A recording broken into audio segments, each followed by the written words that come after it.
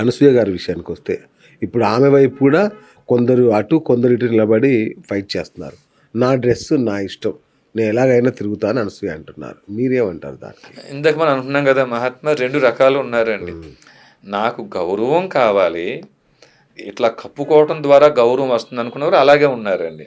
దాన్నే సమర్థిస్తారు. నాకు ఇది కూడా గౌరవం, నేను ఇప్పుకోవటం వల్ల కడ్రాయి వేసుకుని తిరగటం వల్ల గౌరవం అనుకునేటోళ్ళు కూడా వాళ్ళు అలా ఉంటున్నారండి. కాబట్టి ఇక్కడ మనం 100% వారి ఇష్టానికి వదిలేయటం తప్ప మనం పాటించినటువంటి ఏమిటండి, మనం పాటించిన ఆచారాన్ని ఒకళ్ళ మీద రుద్దకూడదండి. ఇప్పుడు మనం పాటించే మరి సంస్కృతి ముందుకెలా వెళ్ళడం అంటే, సంస్కృతి అంటే ఏమిటండి, మన ఆచారాలు, మన ఆచార ధర్మం అంటే ఏమిటండి? ఏ రాముడిని అయితే మనం గౌరవిస్తున్నామో, ఏ రాముడిని అయితే మనం పూజిస్తున్నామో, ఆ రాముడు నడిచిన మార్గంలో నడవగలగటమే సంస్కృతి అండి. మరి రాముడు ఏం చేశాడండి? జీవితాంతం త్యాగం చేశాడు ఆయన. ఈ త్యాగం మనం చేయగలమండి? ఒక 4 సెంట్లు పొలం మనకేమైనా వాటర్ తక్కువ వస్తే అన్నగారి మీద తమ్ముడి మీద కేసు వేసేస్తాం. ఒక 4 అడుగులు తక్కువ వచ్చింది అనుకోండి, మనం ఒప్పుకోమండి. ఆయన జీవితాంతం త్యాగం చేశాడండి ఆయన. సత్యహరిశ్చంద్రుడు ఈ రోజుకి ఇన్ని యుగాలు అయిపోయినా మనం గుర్తుపెట్టుకున్నామంటే అండి, 6 స్వరములు వరరాగమని కోదండాన చేతబూని అంత శక్తి కలిగి విశ్వామిత్రుడిని నామమాత్రంతో విశ్వామిత్రుడిని సర్వనాశనం చేసేటువంటి శక్తి కలిగిన సత్యహరిశ్చంద్రుడు. ఏమిటండి, 14 భువనాలని ఏకీకృతం చేసేటువంటి ఆయుధాలు కలిగిన రామచంద్రమూర్తి. వారి కష్టాలనే ఓర్చుకుంటూ జీవితాంతం ప్రయాణం చేశారు.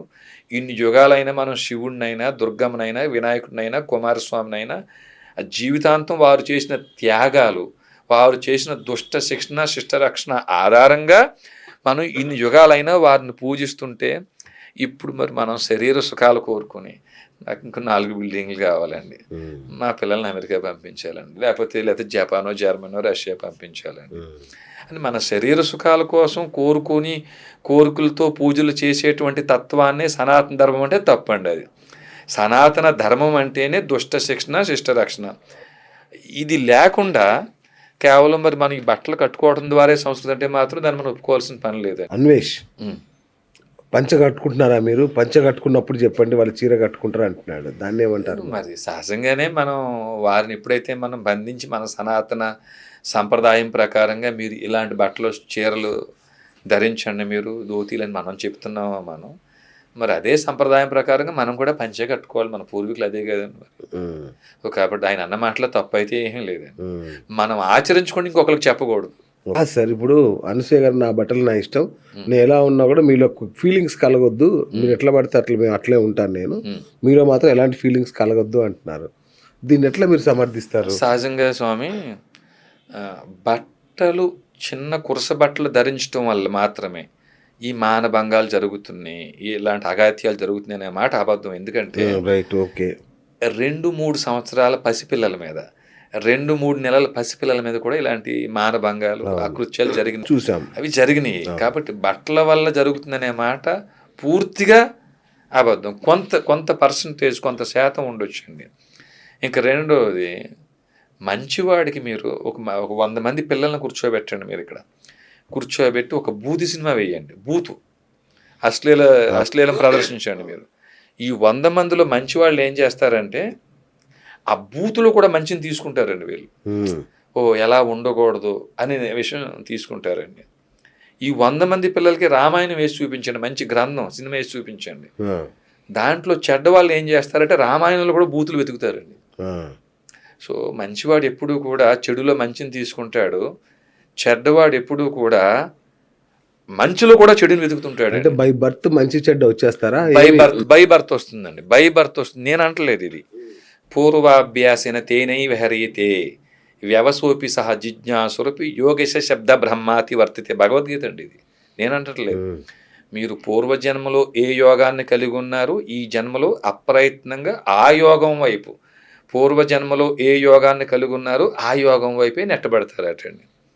ఇప్పుడు ఉదాహరణకి, ఇప్పుడు దుర్యోధనుడు, ధర్మరాజు పుట్టారు అనుకుందామండి.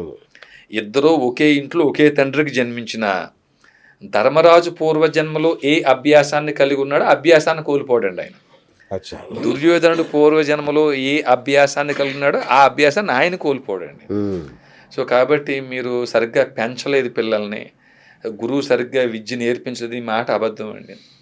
100 మంది పిల్లలకి ఒకటే గురువు పాఠం నేర్పించినా ఈ పాఠం 100 మందికి 100 రకాలుగా అర్థమవుతుంది. ఎలా ఉన్నా ఈ బోధన చాగంటి చెప్పేవి, మీరు చెప్పేవి నేను ఏమి వేస్ట్ అంటారు. ఇక వాళ్ళు సహజంగా వాడు చెడ్డవాడే కాబట్టి చాగంటి గారు కానీ, లేకపోతే మీరు కానీ, నేను కానీ, ఇంకెవరైనా కానీ ఏ నియమాన్ని ఏ పని చేయటం కోసం మనం పాత్ర తీసుకున్నామో ఆ పని చేస్తుంటామండి.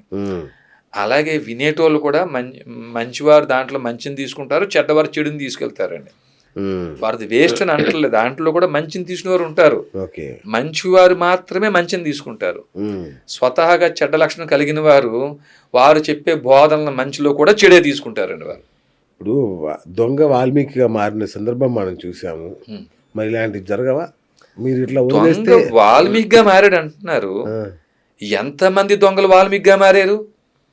ఒకవేళ మారినా ఏ దొంగ వాల్మీకిగా మారటానికి అవకాశం ఉండేటువంటి లక్షణాన్ని పుణికి పుచ్చుకుని జన్మ తీసుకున్నారో వారు మారుతారండి. వారి కోసమే మీరు చెప్పేటువంటి గరికపాటి గారు కానీ, చాగంటి గారు కానీ, లేకపోతే తమబోటి వారు చేసే ప్రయత్నం కానీ దానికి ఉపయోగపడుతుందండి. దానికి ఎవరైతే ఉదాహరణకి దుర్యోధనుడు ఉన్నాడండి, మరి కృష్ణుడు చెప్తే మారాడండి దుర్యోధనుడు? ద్రోణుడు చెప్తే మారేరా? భీష్ముడు చెప్తే మారాడా? రావణాసురుడు ఉన్నాడండి, విభీషణుడు చెప్తే మారాడండి అయ్యా? మరి ఒకే తండ్రికి పిల్లలు కదండి వాళ్ళు. మరి విభీషణుడు ఏమైనా చెడ్డవాడయ్యాడా? మంచి లక్షణాన్ని కలిగి జన్మ తీసుకున్నాడు ఆయన చెడు లక్షణాన్ని కలిగి ఆయన జన్మ తీసుకున్నారు ఆయన. కాబట్టి ఇప్పుడు ఆ చెడ్డవారు మారతారు అనే లక్షణాన్ని కలిగి ఉన్నారు అనేది వారు పుట్టుకైతే వారు మారచ్చు. దుర్యోధనుడికి ఆ పుట్టుకలో లేడండి ఆయన. మరి దుర్యోధనుడు కూడా మంచివాడిగా మారాలి కదా. కృష్ణుడే స్వయంగా రాయబారానికి వెళ్తే ఎందుకు ఆయనలో మార్పు రాలేదు? హనుమంతుడు వెళ్ళాడండి బోధించడానికి. ఎవరికి? రావణాసురుడు బోధించడానికి. హనుమంతుడు అంటే ఎవరటండి? చదువులన్నీ తెలిసి శంకరాంశుడై సదయుడా సుఖ సంభవుడు మృక్క. ఆ చదువులన్నీ తెలిసిన శంకరుడు హంసే ఈ హనుమంతుడు అటండి. ఆయన చెప్తేనే రావణాసుడు మారలేదటండి. రాముడు వింటాడండి, మీరు చెప్పినా వింటాడు, నేను చెప్పినా వింటాడు, రావణాసురుడు విండండి, ఎన్ని జన్మలు ఎత్తినా విండండి. అలా కాదండి. జై విజయులు కథ ఒకటి ఉందండి. ఆ జై విజయులే రావణాసురుడుగా, కుంభకర్ణుడుగా, తర్వాత హిరణ్యకశిపుడుగా, హిరణ్యాక్షుడిగా జన్మలు జరిగినాయి కదండి. కాబట్టి జై విజయులకి ఆ శాపం ఉంది కాబట్టి ఇలా తయారయ్యారు అంటారండి. అసలు జై విజయులకి ఆ లక్షణం ఉండబట్టే, అహంకార ప్రవర్తన లక్షణం ఉండబట్టే కదా వారు మునులతో గొడవ పెట్టుకోవటం. వారికే సత్వగుణం ఉందనుకోండి, తమో గుణం కాకుండాను ఆ మునులు శాపానికి గురేవాల్సిన అవసరం ఎందుకు వచ్చిందండి ఇప్పుడు వారికి? అసలు ఎవరైనా చెప్పేటోళ్ళు జయ విజయులు వైకుంఠ ద్వారానికి కాపలాదారులకి ఎలా వచ్చారు? ఆ ముందు చరిత్ర ఏమిటి? అది తెలియదు. వీరు బ్రహ్మ సృష్టి అవతల వారా ఇవతల వారా? అది తెలియదు. బ్రహ్మ 14 మంది కుమారులు తర్వాత సంతత, లేకపోతే బ్రహ్మ సృష్టి కంటే ముందే ఈ జై విజయులు ఉన్నారా? ఇది స్వరార్ణ వల్ల ఉందండి.